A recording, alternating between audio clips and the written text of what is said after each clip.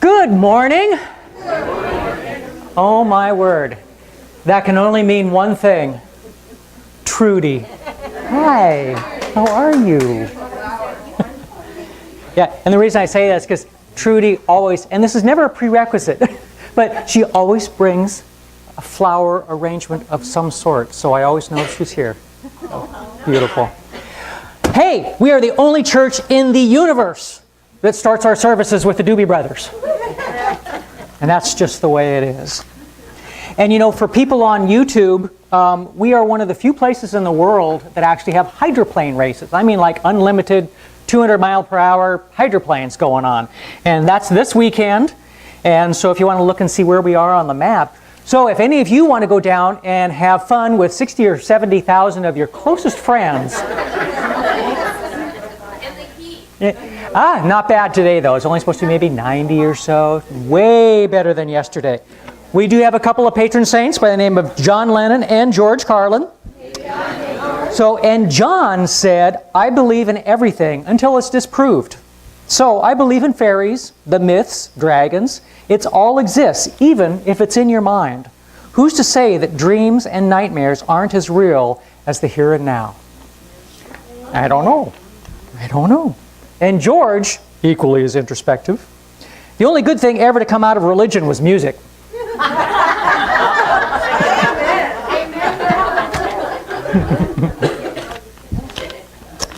So there you go.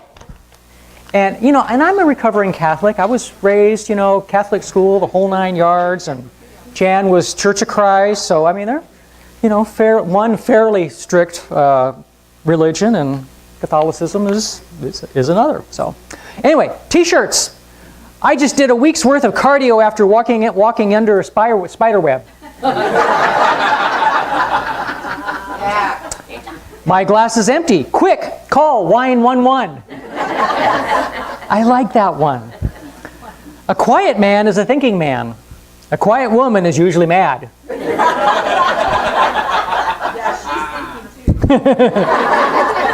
It clearly states princess on my birth certificate. Back off. I have a sister and I'm not afraid to use her. All it takes is one song to bring back 1,000 memories. That's true. And that is very true. Very, very true. So, oh, our picnic is officially going to be September 11th. Woo-hoo. So put that on your calendar, September 11th. Be there, be square. Yeah, it's going to be at Columbia Point. We're going to be at the same location we've been for the last few years because it just seems to work really, really well. Because you can see Anthony's, you can see the boat, you can see the river, and we'll have our drums out there, and it's a fun time. It's a fun time. But mostly it's about eating. So, yeah. Things that make you go, as Arsenio Hall would say. It is well, when judging a friend, to remember that he is judging you with the same godlike and superior impartiality. Cynicism, the intellectual cripple's substitute for intelligence. Yeah, right. The educated man tries to repress the inferior one in himself, without realizing that by this he forces the latter to become revolutionary. Clear your mind of can't. Yeah. Absolutely.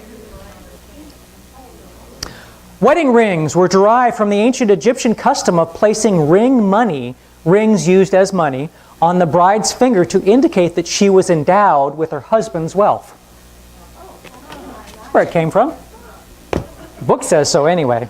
If it's on the internet, you're not sure, but if it's in a book, it's probably correct.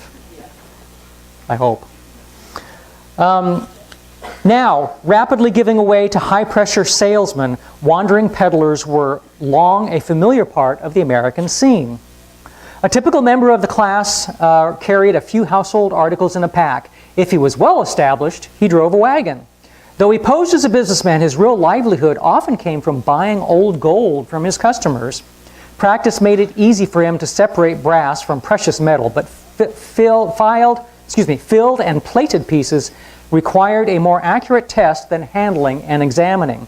When in doubt, there was a positive method for determining the value of a piece, the acid test. The buyer would file a shallow groove, at least I recognize what I'm doing, and touch it with nitric acid.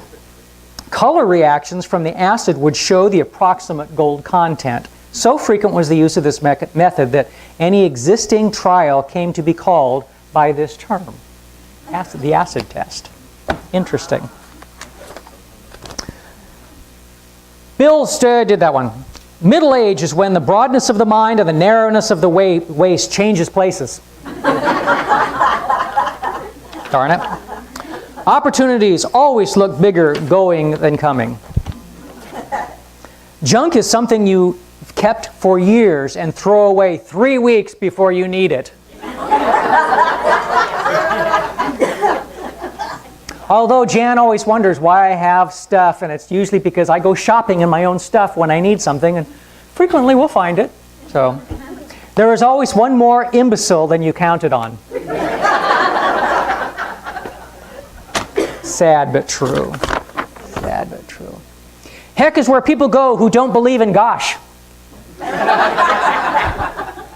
On the front, I cannot be bought. On the back, inquire about leasing. All I ask is a chance to prove that money can't make me happy. And no offense to people in Kentucky, welcome to Kentucky. Set your watch back 20 years. It's one of these, so we could do that to almost any state. So, practice safe food. Use condiments. You know, I thought about it. I did it anyway. So, 5 out of 4 people don't understand fractions. Men and women are from Earth. Deal with it. Life is uncertain. Eat dessert first. And in very, very, very, very small print, if you need to read this, then you are close enough for sexual harassment.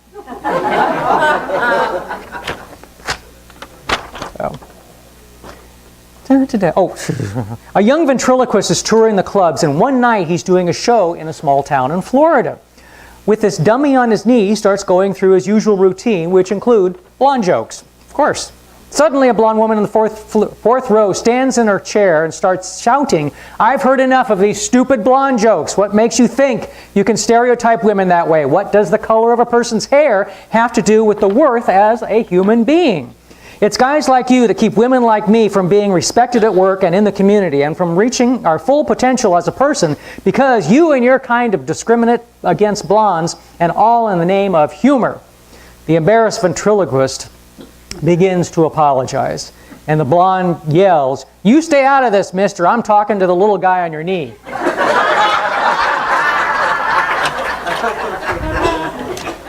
Oops.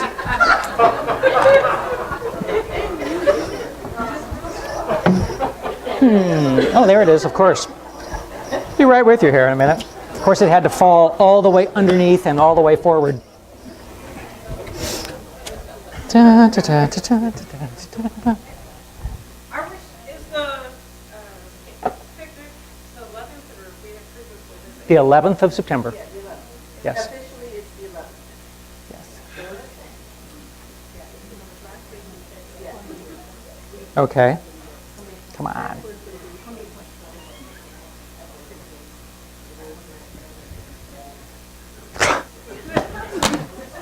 I don't get it. I don't get it, but that's what it takes. They made I know, the place is full. They made that song just for us. No, not really. Hey, you're lucky. This is the 5th Sunday of the month. It's a bonus Sunday. So you never know what you're going to get on bonus Sunday, right? We could have a party, we could have a picnic, we could just do nothing but drum. Oh, we could drum, we could do that. But Jan actually has something else in mind, so why don't you do something?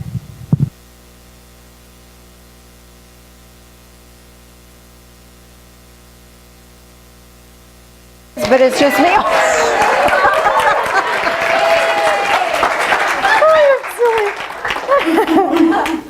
me. Oh, you guys. Oh, Phil, before you go anywhere. You're the star of the show today.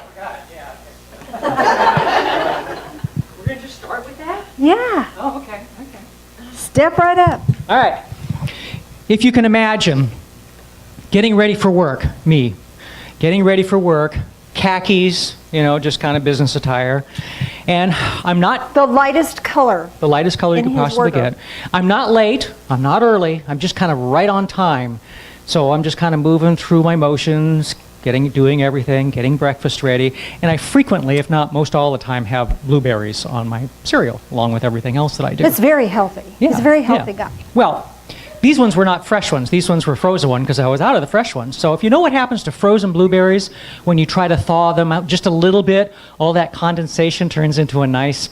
And when you're going from here to here and it didn't make it to the counter, I have never seen such a mess in my entire life. Everywhere, rolling 3 and 4 feet all over my pants, of course. It's like, oh, great. Honey, I got to go change my clothes really quick, okay? The stain was epic. The spill was epic. And I walked into the kitchen, it was like blueberry heaven. And that I was at a point of choice. I could get all spun up and mad about that, or I could choose not. Where is it written that we have to get mad when something happens? We don't have to. I just looked at that and I thought, this is an epic spill. Phil did an epic spill. And the blueberry that rolled 4 feet, there's this blueberry stain. 4 feet. So, well, this should be interesting. So, took me a while to get it all cleaned up, and of course the stains didn't come off the floor. They required a little extra attention. So Phil was very diligent, took his clothes off and, sprayed some pre-soaky stuff on it, shouted out. Didn't do a thing. So it was like, oh, these pants are just ruined. And I was like, not on my watch. Googled it. And the first thing that came up was special product you needed to buy. And I thought, well, that's not happening. Second thing was bleach, using bleach. I thought, oh, well, that's not happening. So the third thing was 1 tablespoon, you might want to write this down, 1 tablespoon of white vinegar, 3/4 of a cup of rubbing alcohol. I thought, no, it's not going to work. But, what have I got to lose? We're going to throw these pants out anyway. So an hour later, I'm going, oh my gosh, look at this. Stain wasn't gone, but then I was out of rubbing alcohol, so get rubbing alcohol. So I kept the pants wet, wouldn't want it to dry out because I didn't know if I could get it off or not. So kept them wet and set aside, and then he came home with rubbing alcohol, made some more. Dabbled all over that. Completely gone. Completely taken out. Huh? 3/4 of a cup. More or less. Depending on how your stash is at home. So, you don't rub it. You mush it. And you mush it. Mush, mush, mush, mush, mush. They called it blotting. It wasn't blotting because you're not pulling anything out. You were just smushing this in, and some of the stuff comes back out, which is really cool. Takes a while. But if you got something you don't want to throw away, worth a try, right? Worth trying something new. Then I got to thinking,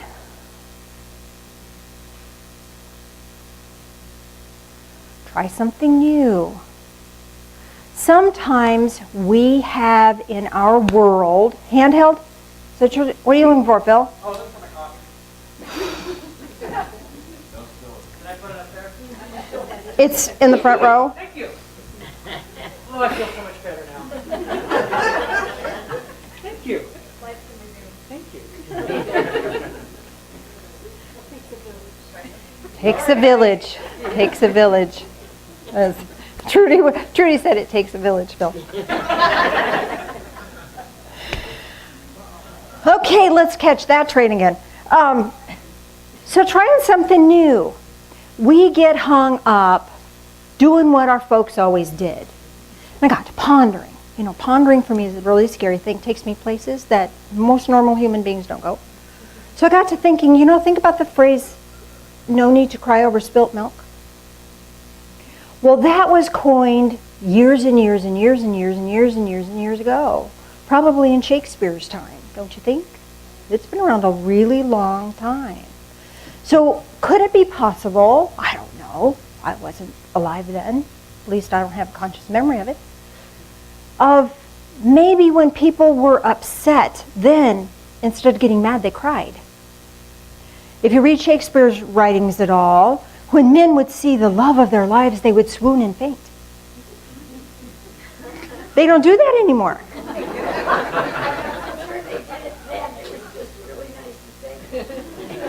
Well, it was in his plays that they did that. So if the culture can change from having a trauma or having an accident or having something happen and you cry, no need to cry over spilled milk, that phrase was coined, and now we've moved in our humanity to a place now where if something happens, we get angry about it. Have you ever seen somebody not get angry? Everybody gets angry. Where is it written? That's a really good tool. But we're conditioned to do that. Because what our folks did, and their folks did, and their folks did, we could do it differently. What if we did it differently? Sometimes doing something differently is just a change of thought pattern. When my parents were alive, they coped with life. My mom, bless her heart, she would get in frenzy. Oh my God, oh my God, we got to do this, we got to do that. She would just get frenzied up. I tried that as an adult. How do you think that worked for me? Matter of fact, had a conversation a couple years ago with Phil, and I said, you know, I hate that I'm just so chaotic. I don't remember, that's not the word. What word was that? I don't remember. And he said, would never think of you that way. Really? Because I had assumed that I was just like my mother. Then I asked my brother. I said, so do you consider me frantic and chaotic? He said, no. You're probably the most mellow person I know. Really? I thought I was this frantic person. Because I had just assimilated that's what life is about. And I knew it wasn't working for me, so I didn't do it really very often, but I still had the concept that that's who I was.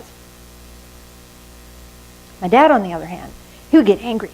Anger was his go-to tool. How do you think that works for me? Not so good. So here's two patterns that don't work. Is it any wonder I had struggles earlier in my life? I had to find a whole new batch of tools, because those are the ones that worked for them. They worked for them. They don't work for me. So I had to find some new tools. And that's hard, because we're so used to the conditioning. This happens, this is what it's supposed to look like. If this happens, you get mad. If this happens, you cry. If this happens, you don't sleep for a week. Do those really help us? They don't help us. Those are tools or techniques that we've kind of just accepted as status quo of this is what it's got to be like. Now, looking at that, as we look at what we do or the responses that we have to life, there's a lot of responses that we have to life that I don't want anybody to know that. I don't want anybody to know that about me. I'm very insecure. I have a lot of anxiety. So I try to hide that and hide that behind. You used to hide it behind the bluster. Well, you know, that didn't work for me either. Because you know what? Energy doesn't lie. And if I'm feeling insecure and I put on a show of being all good, you know the difference. Your bullshit-o-meter pegs. right? You know what I'm talking about. Now, the kicker here is that sometimes we're so conditioned to believe a thing that our bullshitter meter doesn't work anymore.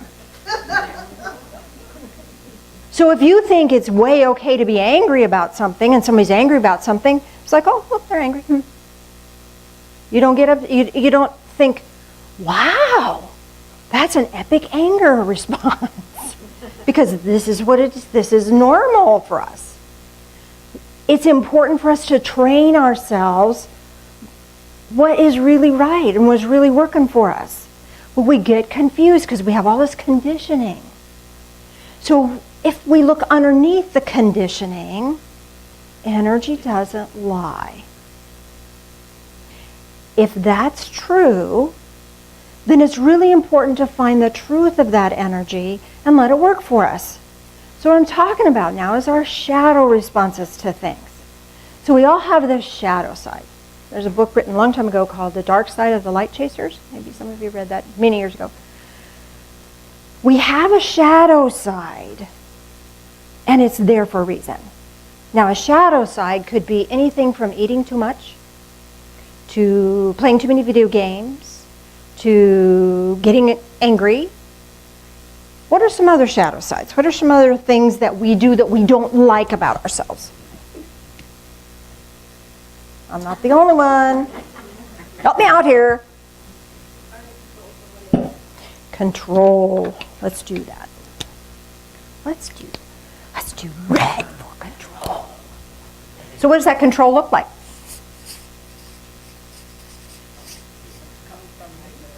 Yeah. What do you do when you're trying to control somebody else or some other situation? Oh, it might be like trying to overtalk someone's point of view. Okay. Or downplaying.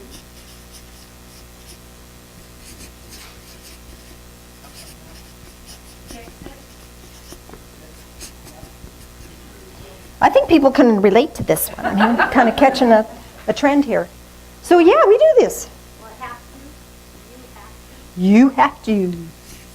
Commands.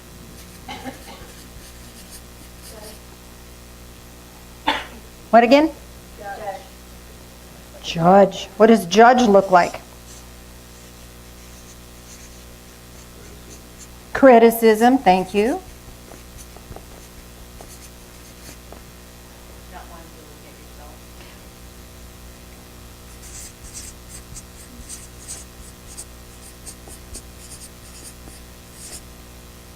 Okay. Finding their fault, not yours.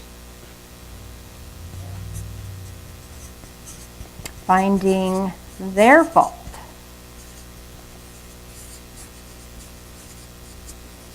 Not yours. Okay, there's more to this, and I want to get back to this, but for a minute, I want to shift gears just a bit. What if there was a really good side to all this? What if we could claim a really good side? For me, having anxiety, if I use that, or insecurity, or maybe that's a better word for it, having those insecurities, then I have to think twice as hard before I take any action. Now, it looks like self-doubt, and maybe it is on the surface, but if I use that to my benefit, then I can use that energy to study more, to ponder more deeply, to think before I take an action. And I don't move forward until I'm sure I'm doing the right thing. When my guts are in alignment with my head, my guts are saying, yeah, it's okay. My head's going, yeah, I've thought it out. And then my heart can get involved and we can make a new choice. That makes sense? So what if some of the things that we don't like about ourselves had value in some way that we could utilize and they could be a blessing? Okay? So let's look at, how about if we added, let's do the eating too much.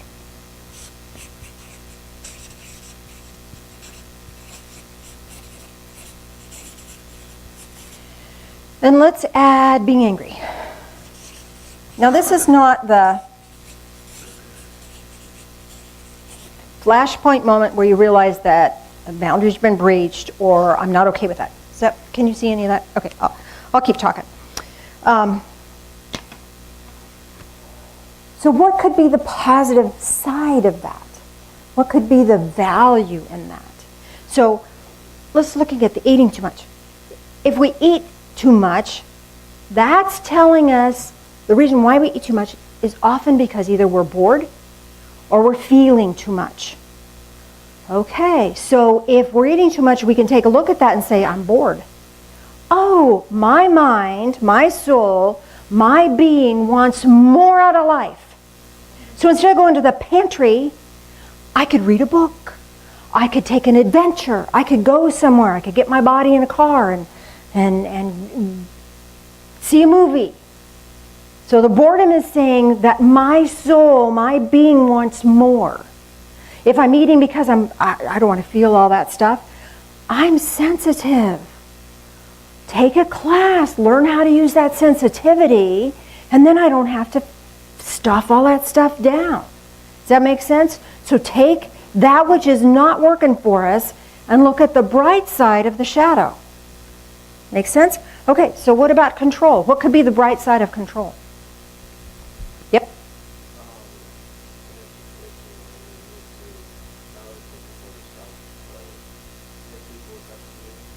Okay, so he's saying have people look up to you.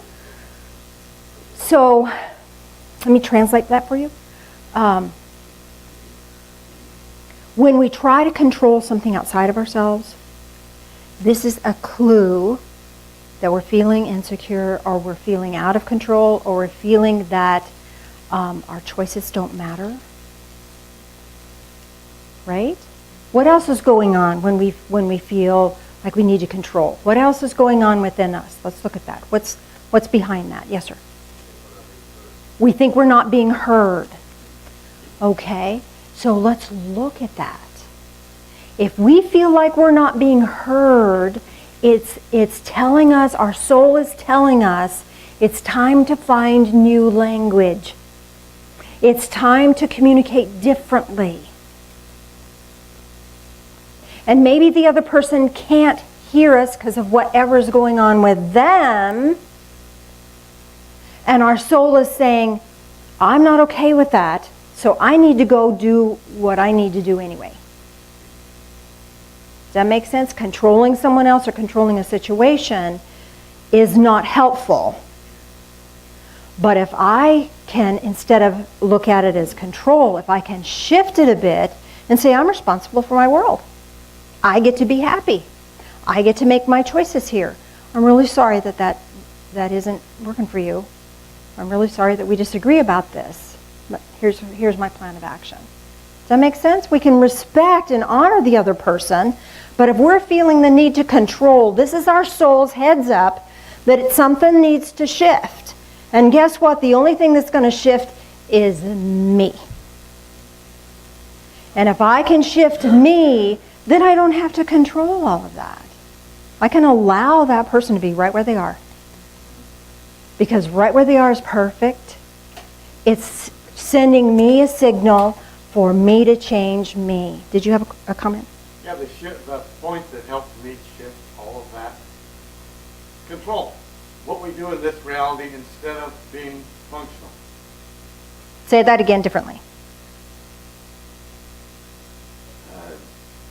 We're trying. It's hard to put words to this, is it not? Well, what we do in this reality when we're trying to control something, it's what we do. It doesn't work. It's what we do in this reality instead of being functional ourselves. Like, Correct. We're worried about doing something for someone else, so it's like, that's not when it's time to allow that situation to be what it is, and look at me. And look at me. What's in it for me? What's in it for me? Blueberries all over the kitchen. What's in this for me? Work. Okay. I got to learn something new. And I went and got stains out of 2 other pants that had been there for years. How fun is that? Yes, sir.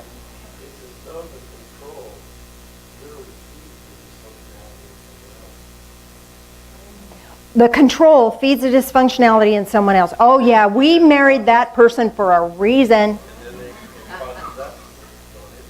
Absolutely, absolutely. And so if we can step back and allow them to be where they are, they get to look at their stuff or not. But they get to. It's not my responsibility. I get to look at me and I get to change me. And when I'm feeling I need to control something, that's telling me I'm not paying attention clearly enough to me. And me, my soul needs something different in this situation. And I'm the only one that can change. Does that make sense? You look puzzled. Comments? You're good? Okay. Pondering. Good pondering. Okay, what does criticism tell us? What's the good side of criticism? You're going to love this one. The good side of criticism, well, there's so many bad sides to criticism, but let's look at the other side of criticism. The value of criticism is that you have a discerning mind.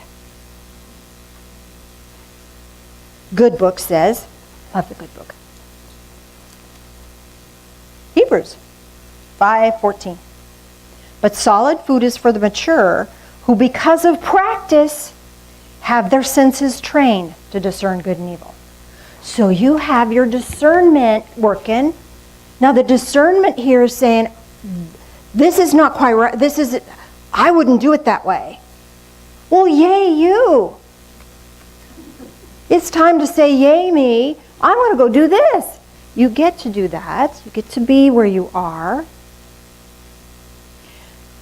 The shadow side isn't evil or bad. It has value. So once we realize, oh, I have some really keen discernment, now what can we do with that? Besides criticize somebody else. What can we do with discernment? Have our senses trained to discern good and evil.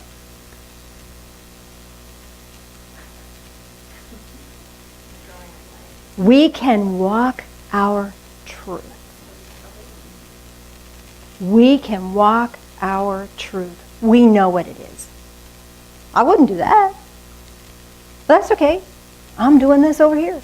I don't have to watch that. I don't have to be with that. I don't have to do that. I can be my truth over here. But it gives us the power. This is all about power, taking our power back and walking in that space of power.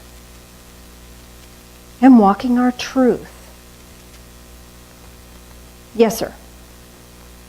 I don't criticize someone else unless I have fear and doubt about that very thing inside of me already. For one reason, I'm looking outside to fix what I think is. So, William was saying, I'm talking to the camera here, they can't always hear, that we criticize externally because we have the same thing going on inside. And if I can see it out there, it's time to look inward, see where it is in here, and walk truth. Make some shifts in here and walk truth. So, I'm sure there's a million other things that we could say, oh, this is a shadow thing, and I really don't like this about myself. Procrastination. Can we look at that one for a second? That's a big one.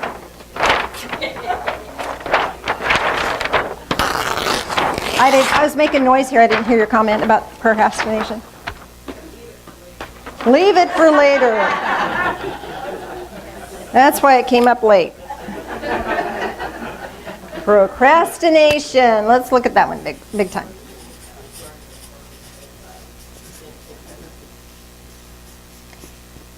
Why do we use procrastination? Because you don't want to do something. You don't want to. I don't want to. Fear. Oops, I need an extra T there. Fear of failure. Laziness. I hear a judgment in there. I hear a judgment in there. What? Work best under pressure. Let's look at that for a second. Oh, good job. Indecision. Overwhelmed. Huh? Valuable? Okay, so obviously this is a hot one for a lot of us.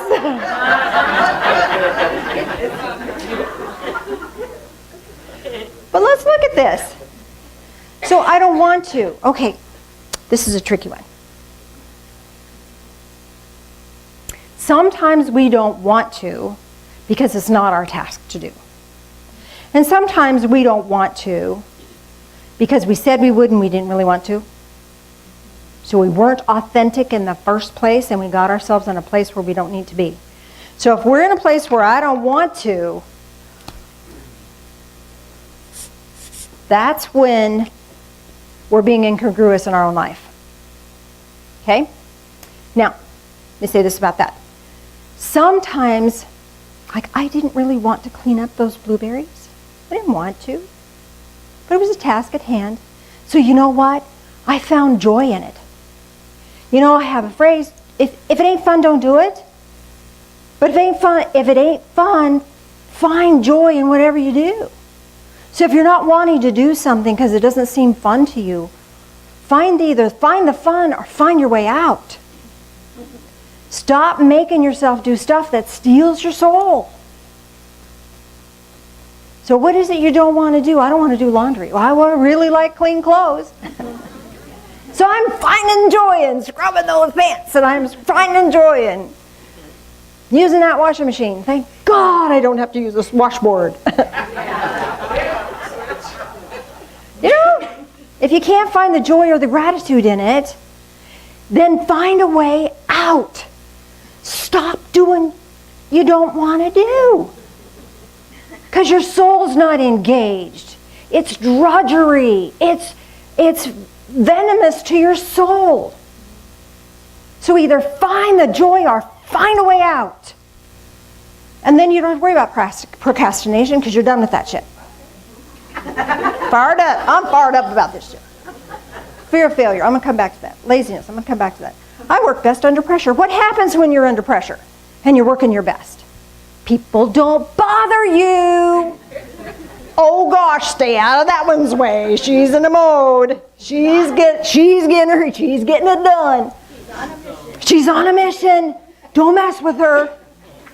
Well, wouldn't it be nice if you could find a way to get people to leave you the hell alone earlier? Then you don't have to get all spun up. Some of you find that humorous. What else happens when we're under pressure, when we work best under pressure? What else is going on, really? What's really going on? Have anxiety? You have anxiety? Well, you know, because you're under pressure, you know, to get something done. So you're taking the energy from anxiety and you're putting it into this. Oh man, that is like sad work here, people. Let me tell you this. From somebody who is anxious and has anxieties and insecurities and a lot of fear.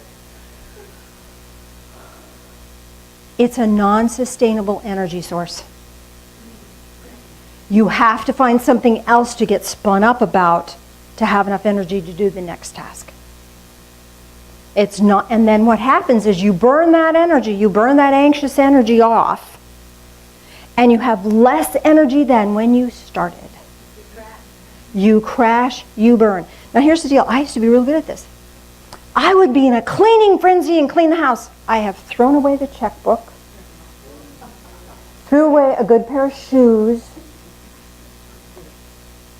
said harsh things to family members, and filed things where they didn't belong and never could find them again because I was in a frenzy. Well, you work best under pressure. Maybe you work best when you're not having somebody else under pressure because then you can be focused on one thing. Phil has ADHD. I know you think you all know that. So he squirrels around a lot.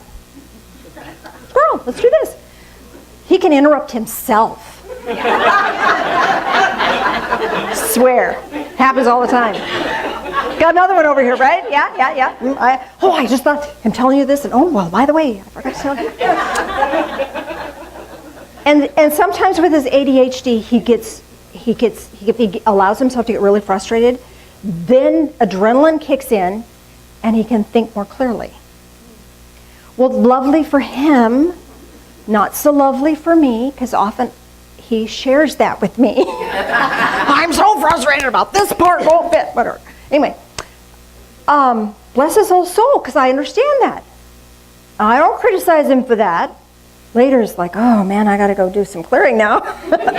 But that's his process. I don't criticize that. I can allow him to be where he is. I don't fix that. I don't know anything about cars. I can't fix whatever his problem is. Once in a while I'll throw in, well, have you looked at the widget this way? No, it doesn't. Well, that's not how it works. Okay. But then it makes him think about something totally different. That won't work, but this might. So, it's all good. And I love him. My love for Phil is not determined upon what he can do for me in any given moment. It's what I do for him. And if he's frustrated and angry, I love him enough to let him be there where he's at. Because he needs that in his soul. I don't need it. Anger didn't work for me. I've tried.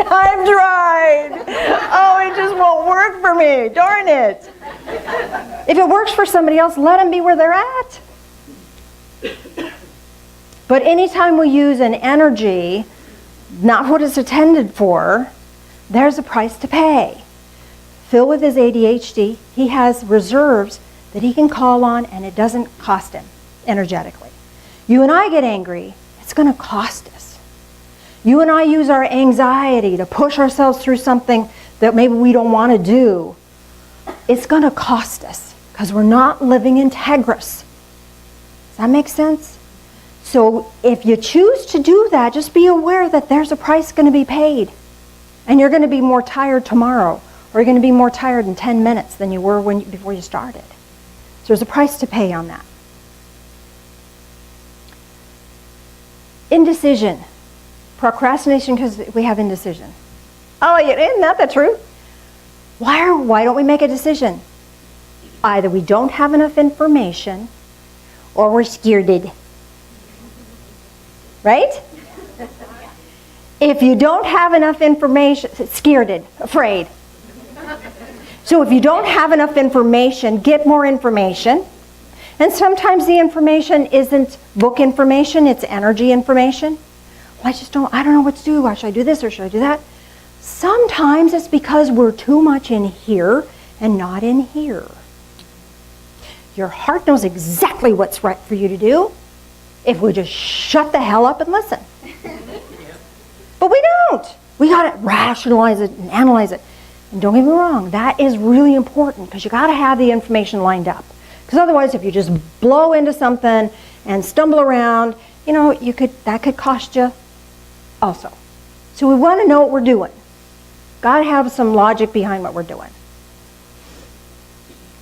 At the same time, we don't want logic to get us locked up. I could do this, and that would happen, and this other thing could happen. This person might feel that way, and that person could do this, or I could do this, and all these other things could happen. Make ourselves nuts. Back up. What does my heart want? If you know your soul's purpose, then everything else will fall into line because it either fits your soul's purpose or it doesn't. Make sense? Let me give you an example of that. Often in Dream Quest, I'll have people do a mission statement. Don't always, but sometimes. First time I ever wrote a mission statement. And there's other organizations and workshops that do that. Mission statements are really important. First time I did a mission statement changed my life. Because then I knew who I was and where I was going. And as soon as I knew that, then all these other things that I was doing 50 million thousand other things for everybody else. All of a sudden, this person would ask me to do something. I was like, well, that doesn't fit my mission. I didn't come here to do that. I didn't come to make your world okay. Gosh, I can't do that because it doesn't fit my mission. Now, I could be very kind and say, I've done that for you in the past. But for now, I'm focused on something else. Okay, fine. And they would go off and find another resource. I don't have to be everyone's resource anymore. Now I can focus on what it is I came here to do. If you know your life's purpose, everything else is just stuff. And if you know your life's purpose or have a sense of that, then whatever you choose is going to lead you more down that pathway. And some of this other stuff is just going to file itself away. And then you'll be able to say, I don't want to do that. So I either find joy in doing it because I've made the commitment to do it, because I don't want to flake. Flaking is incongruous also. or I find my way out. Either way, then the energy is clear and I'm on my path. And sometimes some of the things we get all spun up about just don't matter. 2 years down the road, nobody's going to know I even did that. You know, do I clean up the blueberries with a cloth or do I use a paper towel? Pick one. Deal with the consequences later if you must, but make a choice. This procrastination locks up energy. And when we get our energy locked up, how do we feel? Tired, frustrated, and then we go to procrastination. We put stuff off again. The other thing with procrastination, do the hardest thing first. If you do the hardest thing first, then everything else is easy after that. You know, I'll have this long list. Have you seen the thing on Facebook where I think it's a little pit bull in bed, and he's just sitting there and all of a sudden just falls over? Have you seen that one? Because I'm overwhelmed by what I have to face today. Okay, sometimes we have these big, long lists of things that we have required of ourselves. Okay? If we do the hardest thing first and knock that out, now we have success to fuel us. The energy that comes from feeling success is powerful, and it feeds us, and it gives us even more energy. Does that make sense? So do the hard thing first, more energy happens. And then you can do the next hardest thing, and more energy happens. It's amazing. I had this big long list of things I really wanted to get done, and you know, it was at the bottom of the list was the hardest one. I didn't want to do that one. I didn't want to. I didn't want to do that because it's hard. I had to do something I didn't want to do. It's hard.